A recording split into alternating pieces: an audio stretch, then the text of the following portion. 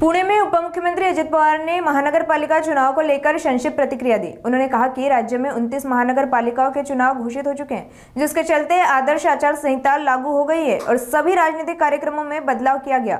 उन्होंने स्पष्ट किया कि चुनाव कार्यकर्ताओं के लिए सबसे अहम होते हैं और बहुत से लोग चाहते हैं कि चुनाव समय पर हो। अजित पवार ने कहा कि चुनाव को लेकर मुख्यमंत्री का फैसला अंतिम होगा। उन्होंने दिल्ली की राजनीति पर टिप्पणी करते हुए कहा कि प्रधानमंत्री पद की गरिमा बनाए रखना जरूरी है और अमर्यादित बयान नहीं दिए जाने चाहिए। ईवीएम को लेकर उठने वाले सवालों पर उन्होंने कहा कि मतदाता सूची पारदर्शी होनी चाहिए और लोकतंत्र में फैसला जनता करती है। स्वतः निवडणूक आयोग यांनी आपल्या 29 महानगरपालिकेच्या निवडणुका जाहीर केलेल्या आहेत। त्या निवडणुका जाहीर झालेल्या असल्यामुळं सगळ्याच राजकीय लोकांचे कार्यक्रम बदलले। आमचाही शेवटचा कार्यक्रम झाल्यानंतर मी माझ्या दुसऱ्या दौऱ्यावर जाणार होतो, परंतु मग मी इथं थांबलो। माझ्या नंतर मी सर्किट हाऊसला जाणार होतो, परंतु आचारसंहिता त्यांनी डिक्लेअर केली की सुरू होती, त्याच्यामुळे मग मी इकडं आलो आणि इकडं वेगवेगळ्या भागातले लोक, सोलापूर जिल्ह्यातले, आमच्या सांगली मिरज कुपवाड परिसरातले, पुण्यातले, पिंपरी चिंचवड मधले असे लोक येत होते, भेटत होते। उद्या पण सकाळी 7 वाजल्यापासून मी ह्या सगळ्यांना वेळ दिलेला आहे। काहींना कुठल्या प्रभागाच्या बद्दल काही सांगायचं आहे, काहींचं वेगवेगळी मतं। निवडणुका म्हटल्यानंतर कसं झालं पत्रकार मित्रांनो, आमच्या निवडणुका झाल्या, कोणी आम्ही खासदार झालो, कोणी आमदार झालो, कोणी मंत्री झालो, उपमुख्यमंत्री, मुख्यमंत्री, सगळी काही पदं मिळाली आम्हाला। पण आमच्याकरता काम करणारे जे कार्यकर्ते त्यांची निवडणूक आहे। एक तर 4 वर्ष निवडणुका झाल्या नाही, वास्तविक 2022 ला व्हायला पाहिजे होत्या, त्या 2026 मध्ये आता होत आहे। नवीन कार्यकर्त्यांना वाटतं की आपल्याला संधी मिळावी। बऱ्याच जणांनी आणि त्याच्यात खूप जणांना फार त्याच्यामध्ये कष्ट घ्यावे लागले की आता निवडणुका लागतील म्हणून कुणी कुणी प्रयत्न केले, परत निवडणुका पुढे गेल्या। असं करत करत या जरा सगळ्यांना म्हणजे जे इच्छुक उमेदवार होते त्यांना जरा त्रासच झालेला, ही गोष्ट खरी आहे। पण आता खऱ्या अर्थाने निवडणुका लागल्यात आणि ह्याच्यानंतर माझ्या माहितीप्रमाणे जिल्हा परिषद तालुका पंचायतीचा सुप्रीम कोर्टाने तो निकाल दिलेला आहे की 50%च्या आतमध्ये आरक्षण पाहिजे। त्याच्यात विशेषतः आपल्या विदर्भातल्या, नंतर मराठवाड्यातल्या 2 आणि विदर्भातल्या बहुतांशी आणि आपल्या उत्तर महाराष्ट्रातल्या काही अशा ह्या निवडणुकांचं 50%च्या आतमध्ये आरक्षण आणतील निवडणूक आयोग, कारण सुप्रीम कोर्टाचेच आदेश आहेत। ते झाल्यावर त्याही जाहीर। दादा, युतीबद्दल मुख्यमंत्र्यांनी आज विधान केलं की पुण्यात राष्ट्रवादी तुमच्यासोबत लढणार नाही, कारण दुसऱ्याचा फायदा व्हायला नको, एकत्र लेट म्हणून। पण शिवसेनेचे शेवटी राज्याचे ते प्रमुख आहेत आणि त्यांना जे योग्य वाटतं ते स्टेटमेंट त्यांनी केलं। नाही, पण ठरलं होतं का, असं ठरलं का आता? त्याच्यामध्ये त्यांनी जे काही मला त्यांनी काय सांगितलं ते माहिती नाही, परंतु त्यांनी सांगितलं याचा अर्थ चर्चा होऊनच झालेला असेल म्हणूनच ते बोलले। तुमच्याशी झाली असेल ना दादा चर्चा? कार्यक्रम संपल्या इथं आलो मी, टीव्ही पण बघितला नाही किंवा काही मला माहित नाही मुख्यमंत्र्यांनी काय स्टेटमेंट केलं। मी तर तुम्हाला म्हणतोय की मुख्यमंत्र्यांचं स्टेटमेंट जे झालेलं आहे ते निश्चितपणे आम्ही अनेकदा एकत्र बसतो, चर्चा करतो, त्याच अनुषंगाने त्यांनी केलं पण पुणे आणि पिंपरी चिंचवडसाठी काय रणनीती असणार? पुणे आणि पिंपरी चिंचवडसाठी रणनीती काय असणार दादा? त्या संदर्भामध्ये रणनीती निवडणुका लढवायची असणार। अरे बाबा, अनेक विषयाच्या बद्दल आम्ही चर्चा करतो, त्यांनी आता काय तुम्हाला सांगितलं हे मला माहिती नाही, पण तरी देखील मी सांगतो की त्यांनी सांगितलं याचा अर्थ विचारपूर्वकच त्यांनी स्टेटमेंट केलं। अजित पवार यांच्याशी आमची चर्चा झालेली आहे, पुणे आणि पिंपरी चिंचवड मध्ये आम्ही एकत्र लढणार नाही असं ते म्हणतात। ठीक आहे, बरोबर। मैत्रीपूर्वक लढत मग दादा, दुसरं ऑप्शन आपल्याकडे पवार साहेबांसोबत युती करणार का?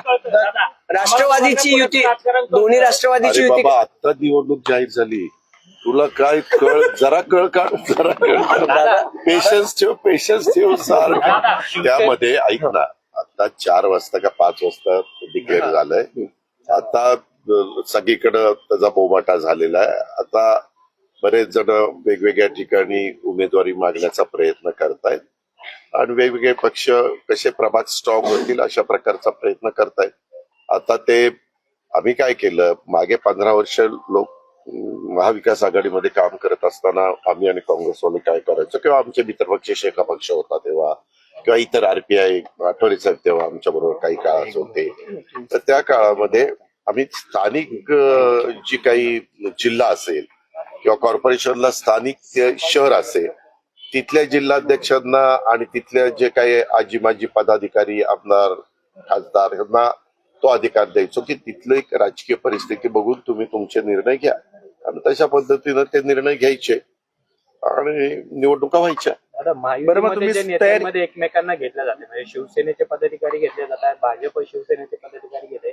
आज देवेंद्र फडणवीस बोलताना असं म्हणाले की शिंदे आणि आमच्यामध्ये असं ठरले की एकमेकांचे पदाधिकारी पक्षामध्ये घ्यायचं नाही, मात्र तुमच्या पक्षाबद्दल ते काही बोललेले नाहीत. आगामी काळामधले तुमच्या पक्षातले नेते पदाधिकारी सुद्धा घेण्यासाठी त्यांनी ग्रीन सिग्नल दिलेला आहे असं तुला ते म्हणले. त्यांचं स्टेटमेंट कसं होतं दादा? त्यांनी घेतलं, नाव नाही घेतलं. मी त्याच्यामध्ये त्यांच्याशी बोलीन की बाबा असं पत्रकार मित्र विचारत होते, कारण माझं त्यांचं बोलणं काल आम्ही दोघं जण नागपूरहून येताना त्याच्या संदर्भामध्ये काही बोलणं झालेलं आहे, परंतु त्यांनी काय बोलावं तुमच्या समोर हा त्यांचा सर्वस्वी अधिकार आहे. पण तुम्ही आता हे मला प्रश्नच विचारताय तर त्याच्याबद्दल पत्रकार मित्रांनी पुण्याच्या अशा प्रकारचा प्रश्न विचारला ते तुम्ही शिंदे साहेबांचं नाव घेतलं, माझं नाव घेतलं नाही, त्याच्यामुळं त्यांना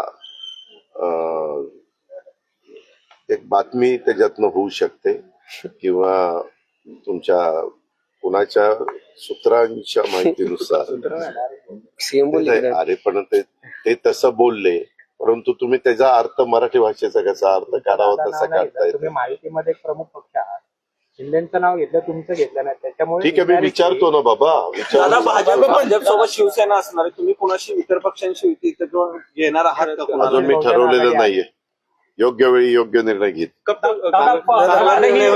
आहे, उमेदवारी अर्ज भरायच्या आधीपर्यंत. राजकारण फार चांगलं कळतं कुणाला? तुम्हाला मला आणि अजित पवारांना पिंपरी चिंचवडचं राजकारण फार चांगलं कळतं. दुसऱ्यांचा फायदा होऊ नये म्हणून आम्हाला वेगळं लढायचं. ठीक आहे, मुख्यमंत्र्यांनी सांगितलं ना, मुख्यमंत्र्यांनी विचारपूर्वक उत्तर दिलेलं आहे. तुमच्यामध्ये मैत्री त्यामध्ये तुम्हालाही माहिती आहे की 25 वर्ष ती महानगरपालिका मी सांभाळलेली. तुम्ही अनेक तेव्हा तुम्ही पत्रकार पण नव्हता, तुम्ही विद्यार्थी होता आणि त्याच्यातनं त्यावेळेस त्या शहराचा कसा सर्वांगीण विकास केला हे आपण सगळ्यांनी बघितलेलं आहे. परंतु दुर्दैवाने माझ्यातलेच बरेच जण 2017ला बाजूला गेले आणि त्यामुळं तिथं भाजपच महानगरपालिका आलेली आपण पाहिजे. दादा, आम्ही नव्हते पत्रकारित आहेत पण तुमचं काम आम्ही बघत होतो. म्हणजे अनेकदा पिंपरी चिंचवड मध्ये तुमचं नाव घेतलं जायचं. आता पिंपरी चिंचवडचे कार्यकर्ते म्हणतात की दोन्ही राष्ट्रवादी एकत्र लढू. आता तुम्ही त्यांना नाही सांगणार. कुणाला सांगा? पिंपरी चिंचवडचे त्यांचे कार्यकर्ते म्हणतात की आम्ही दोघं एकत्र लढू. अरे मी मगाशी काय तुम्हाला सांगितलं की आम्ही महाविकास आघाडीमध्ये साधारण त्या जिल्ह्यावर अधिकार द्यायचो. आता जिल्ह्यात कोण कोण काय काय ठरवतंय ते माझ्याकडे माहिती येईलच ना. दिल्लीत काँग्रेसचा मोर्चा निघाला होता वोट चोरीच्या विरोधात. त्या मोर्चामध्ये मोदी तेरी कबर खोदेगी, आज नाही तो कल खोदेगी, अशा प्रकारच्या घोषणा देण्यात आल्या. हे सांगू का, स्वर्गीय यशवंतराव चव्हाण साहेबांनी तुम्हाला मला जो सुसंस्कृतपणा शिकवला आणि राजकारणामध्ये सत्ताधारी विरोधक हे चालत असतं, परंतु पातळी कुठली ठेवायची असते ह्याचं भान सर्वच राजकीय पक्षांनी ठेवलं पाहिजे. वास्तविक आज देशाचे ते पंतप्रधान आहेत. देशाच्या पंतप्रधानांच्या बद्दल अशा प्रकारचे अतिशय ही विकृतीच म्हणावी लागेल. विकृत भाषा वापरायची, विकृतपणा दाखवायचा हे काही बरोबर नाहीये. ही आपल्या भारताची संस्कृती नाही, ही आपल्या भारताची परंपरा नाहीये. ह्याचे वास्तविक त्यांनी हे जे कोणी वक्तव्य केलं त्याच्याबद्दल ताबडतोब त्या पक्षाच्या लोकांनी सांगितलं पाहिजे, त्याच्याबद्दल माफी मागितली पाहिजे, दिलगिरी व्यक्त केली पाहिजे आणि अशा वक्तव्याशी आम्ही अजिबात सहमत नाहीये.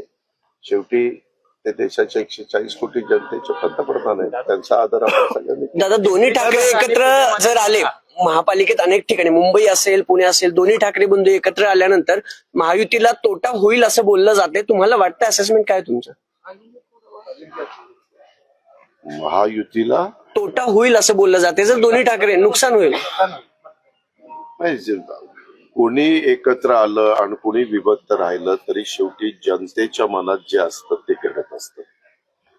जनता जनार्दन हे सर्वस्व आहे, ते ठरवतात कुणाचं बटन दाबायचं आणि कुणाला निवडून आणायचं.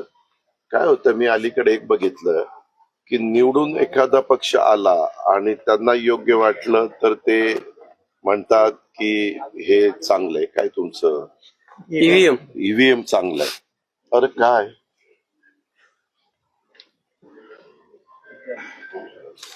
ईव्हीएम चांगलं आहे अशा पद्धतीनं काहीतरी ते बोलतात. आणि जर नाही म्हटलं तर पराभूत झाले की म्हणायचं ईव्हीएम वर दोष ढकलायचा. हे पण बरोबर नाही, कारण तुम्ही बघा ना, महायुतीला आम्हाला लोकसभेला 31 जागा आमच्या पराभूत झाल्या, अवघ्या 17 जागा आल्या. त्यावेळेस त्यांना सगळ्यांना ईव्हीएम चांगलं वाटलं. आम्ही ईव्हीएम बद्दल काही बोललो नाही, कारण तो जनतेने दिलेला कौल होता. परंतु तोच लाडक्या बहिणींच्या निर्णयामुळं आणि शेतकऱ्यांच्या निर्णयामुळं बदल झाला 5 महिन्यांनी, की लगेच ईव्हीएम ला दोष द्यायला सुरुवात केली. पण एक गोष्ट मी मान्य करीन, काही काही ठिकाणी दुबार नावं, तिबार नावं किंवा एका मतदारसंघातली नावं दुसऱ्या भागात, अशा गोष्टी झाल्या आणि त्याचा अनुभव सगळ्यांनीच घेतला. म्हणजे याच्याबद्दल मी रवींद्र चव्हाण साहेबांचं पण स्टेटमेंट ऐकलं. माझ्याकडे पण बऱ्याच तक्रारी आल्या. मी पण माझ्याकडे तक्रार आल्यानंतर त्या जिल्ह्यातल्या जिल्हाधिकाऱ्यांना सांगायचो की तपासून घ्या, किंवा माझ्याकडे पण काही असे पुरावे दाखवले गेले, फोटो तोच पण 3 ठिकाणी 3 नावं, उगीच किरकोळ असा बदल, अशाही पद्धतीनं झाल्या. आमचं म्हणणं की असं ज्यावेळेस होतं त्यावेळेस याद्या बनवणाऱ्या अधिकाऱ्यांनी आणि निवडणूक आयोगाने त्या पूर्णपणे पारदर्शक कशा राहतील, त्याच्यामध्ये कधी कधी समजा एखादा एरिया मला मतदान करणारा नसेल तर तो अख्खाच्या अख्खा उचलतात आणि शेजारी देतात टाकून, आणि तेवढी नावं कमी करतात. आणि मग ज्यावेळेस वोटिंगच्या वेळेस तो मतदार जातो त्याच वेळेस त्याला कळतं अरे माझं नाव नाही, मग कोणतरी सांगतं अरे तुझं नाव पलीकडे आहे. असं पण होता कामा नये. लोकशाही पद्धतीनं संविधानाने जो अधिकार आपल्याला दिला त्या पद्धतीनं निवडणुका व्हाव्यात हे माझंही स्पष्ट मत आहे. महसूलबाबत एक प्रश्न आहे, मैत्रीपूर्ण लढत होणार आहे का भाजप आणि कुठे? तुमच्या? पुणे आणि पिंपरी चिंचवडमध्ये. अरे त्याच्या संदर्भात तूच म्हणतो की मुख्यमंत्र्यांनी असं उत्तर दिलं. ते म्हणले आता की मग मैत्री- मुख्यमंत्री आज सर्व आहेत भारतीय जनता पक्षाचे, त्याच्यावर त्यांनी सांगितल्यावर तसंच होणार ना. तुम्ही राष्ट्रीय अध्यक्ष आहेत तुमच्या पक्षाचे, म्हणून तुम्हाला त्या संदर्भात मुख्यमंत्र्यांनी सांगितलेलं आहे तेच फायनल असेल. त्या संदर्भात मी त्यावेळेस काही करून पिंपरी चिंचवड महानगरपालिका राष्ट्रवादी काँग्रेस पक्षाची आणण्याच्या करता मी माझं सर्वस्व पणाला लावलं. दादा महसूलबाबत एक प्रश्न आहे. त्याच्यावर विश्वास आहे. दादा, या अधिवेशनामध्ये एक फाईल पास झालेले आहे, ज्यामध्ये स्टॅम्प ड्युटीचे काही तक्रारी असतील ते उच्च न्यायालयात केले जायचे, आता महसूल मंत्र्याकडे केले जातात. मग या सगळ्या निर्णयाकडे असं पाहिलं जातं की ज्या मीडिया केसमध्ये आहे ते पार्थ पवारला वाचवलं जातं, असं सामाजिक कार्यकर्ते का यांच्याकडनं बोललं तेव्हा जातं. का कुणी काय बोलावं हा प्रत्येकाला बोलण्याचा अधिकार आहे. परंतु आम्हाला अनेकदा तक्रारी आलेल्या होत्या की एखाद्या जमिनीची नोंदणी करत असताना त्याच्यावर जेवढं काही स्टॅम्प ड्युटी भरायला पाहिजे तेवढी भरली जात नाही आणि मग ते पार डायरेक्ट जातं कोर्टाकडं. वास्तविक सहकारामध्ये जसं एखादी गोष्ट त्या खात्याच्या वरिष्ठ अधिकाऱ्यांनी वेगळी काही केली तर त्याच्याबद्दल मंत्र्यांना हेरिंग घेण्याचा अधिकार असतो, तो अधिकार ठेवला. आणि त्याच्यानंतर त्यांनी कुठलाही निर्णय दिला तर महसूल मंत्र्यांच्या निर्णयाच्या विरोधात तुम्हाला हायकोर्टामध्ये जाण्याचा अधिकार आहेच. तो अधिकार कुणी काढून घेऊ शकत नाही. पण आज दादा, अनेक आंबेडकर अधिकाऱ्यांनी टोळीचा आंदोलन मोर्चा केलेलं आहे. बंडू त्या आंबेडकरला. विरोधामध्ये अनेक महसूल अधिकारी आहेत, कर्मचारी आहेत, त्यांनी आज आंदोलन केले काय या निर्णयाच्या विरोधामध्ये. काय कारण या आहे? निर्णयाची अरे काय कारण आहे? नाही अधिकार निलंबित केले तहसीलदार आणि नायब तहसीलदारांना, त्यांच्या विरोधात पुन्हा वेगळं तर सांगतो. मनमाई कारवाईबद्दल त्याच्यामध्ये तू वेगळं सांगतोय, हे वेगळं सांगतायत. जो निर्णय आपल्या विधिमंडळाने घेतला, दोन्ही सभागृहांनी घेतला, त्याच्यात ते बिल पास झालंय. मध्ये काहीतरी अधिवेशनाच्या काळामध्ये काही अधिकारी यांना सस्पेंड केलं असं काहीतरी चंद्रशेखर बावनकुळे साहेबांनी जाहीर केलं. त्याच्याबद्दल ते सगळी माहिती घेतील. त्याच्यात जर घेतलेला निर्णय हा चुकीचा ठरलेला असेल तर ते मागे घेतील आणि त्या निर्णयामध्ये तथ्य असेल तर ते पुढची कारवाई दादा करतील. पृथ्वीराज चव्हाण असं म्हणाले की 19 तारखेला मराठी पंतप्रधान बसेल. मराठी पंतप्रधान हा काम केलं. मी काम केलंय म्हणून काय सगळं तू याच्याबरोबर काम केलं म्हणजे सगळं तुला याचं माहिती आहे. मला काय माहितीये त्यांनी कशामुळे हे स्टेटमेंट केलं. त्याला ते अर्थहीन स्टेटमेंट आहे असं माझं स्वतःचं मत आहे. दादा भांडवल जमीन गैरव्यवहार प्रकरणी दिग्विजय पाटलांची पिंपरी चिंचवड पोलिसांनी 9 तास चौकशी केली. ज्या वेळेस एखाद्या बद्दलचा निर्णय पोलीस घेतात चौकशी करण्याचा, तो चौकशी करण्याचा त्यांचा अधिकारच आहे. त्यावेळेस त्यांनी चौकशी करायची असते, ज्यांची चौकशी करायची असते त्यांनी सगळी म्हणजे पूर्णपणे चौकशी करायला सहकार्य करायचं. दादा अंधेकरांचं काय ठरलंय का? ते कोर्टात त्यांनी याचिका केली होती की आम्हाला निवडणूक लढवायची आहे. म्हणजे अंधेकर परिवारातलं कुणीही दोघं कोर्टाने परवानगी दिली. आता ते राष्ट्रवादीकडून लढणार असं कळतंय. तुम्ही काही पत्नी अरे वेळ तुम्ही ना सगळं तुम्हीच ठरवता, तुम्हीच प्रश्न उपस्थित करता, तुम्हीच त्याचं उत्तर देता. असं ठरलंय. आता मलाच माहित नाही काय ठरलंय ते तुला कळतंय. त्यांच्या जागेवरती शहराध्यक्षांनी स्टेटमेंट केलंय. मला त्याच्याबद्दल आज कुणीही काही त्याची चर्चा आमची कुणाची झालेली नाहीये. उद्याच्याला मी अनेक बाबींच्यावर चर्चा करणार आहे. मी वेगवेगळे प्रभाग आपले काहीतरी 61 प्रभाग आहेत, 65 नगरसेवक 41 165 नगरसेवक 41 प्रभाग आहेत. एक प्रभाग 5चा आहे, 40 प्रभाग 4चे आहेत, असे 165. आणि त्या 165च्या संदर्भामध्ये साधारण प्राथमिक चर्चा करत होतो. किती अर्ज आलेत, काय आलेत वगैरे वगैरे ही माहिती घेण्याचा प्रयत्न करत होतो. पण ते म्हणले की बाबा अजून अर्ज येतात, लोकांना नक्की निवडणूक होणार की नाही त्याच्याबद्दल ते साशंक होते. परंतु आता खऱ्या अर्थाने निवडणूक जाहीर झालेली आहे. मला वाटतं किती तारखेपासून फॉर्म भरायचे? 23 तारखेपासून. त्याच्यामुळं त्याला आता जास्त गती सर्वच राजकीय पक्षांच्या मध्ये येईल. दादा नगर परिषद निवडणुकांमध्ये अनेक राजकीय पक्षाचे आमदार मंत्र्यांच्या म्हणजे मिसेस जे आहेत त्या नगराध्यक्ष झाल्या बिनविरोध. आता सुद्धा अनेक जण जे आहेत ते बघ लोकशाहीमध्ये उद्याच्याला तुझी पण बायको जर बिनविरोध झाली होणारी बायको तर तो त्यांचा अधिकार आहे. शेवटी लोकशाही आहे रे. लोकशाहीमध्ये कुणाला निवडून द्यावं आणि कुणाला बाजूला करावं हा जनतेचा अधिकार आहे. त्याच्याबद्दल आपण कशी टीका टिप्पणी करू शकतो? नाही, राजकीय घराणेशाही म्हणून अनेक नगरसेवकाचे मुलं सुद्धा तिकीट मागतात, अनेक महिला सुद्धा तिकीट मागतात. जर ती घराणेशाही वाटत असेल त्या मतदारांना तर त्यांनी त्या बाबतीतला विचार करावा. त्यांना द्यावं का? तिकीट देताना बहुतेक राजकीय पक्ष इलेक्टिव्ह मेरिट बघून तिकीट देतात. अलीकडच्या काळामध्ये तो ट्रेन देशात सगळीकडे जम्मू काश्मीर पासून कन्याकुमारी पर्यंत पाहायला मिळतो. आपल्यामध्ये पण चांद्यापासून बांद्यापर्यंत पाहायला मिळतो. आणि हे बहुतेक सगळ्याच राजकीय पक्षांनी मान्य केलेलं आहे. आणि फक्त इलेक्टिव्ह मेरिट हे बघून साधारण पुढं जातात. त्याच्यामध्ये ज्यांचं काम चांगलं असतं ते रिपीट होतात. आणि त्यांना असं वाटलं कुठल्या राजकीय पक्षाला की बाबा ह्याला घेतलं तर आपल्याला फायदा होईल, तर ते वेगवेगळे राजकीय पक्ष वेगवेगळ्या लोकांना आपल्याकडे खेचण्याचा प्रयत्न करतात. वर्षानुवर्ष पक्षात असतात त्यांना संधी दिली. दादा हिंदी अशा पद्धतीने तुम्ही म्हटलं की मेरिटवर उमेदवारी दिली जाते. तुझा निरोप मी माझ्या ज्यांच्या ओळखी आहेत त्या राजकीय पक्षांना सांगतो की असं एका आमच्या सहकार्याला पत्रकाराला वाटतं की अन्याय होतो, ते ठरवतील.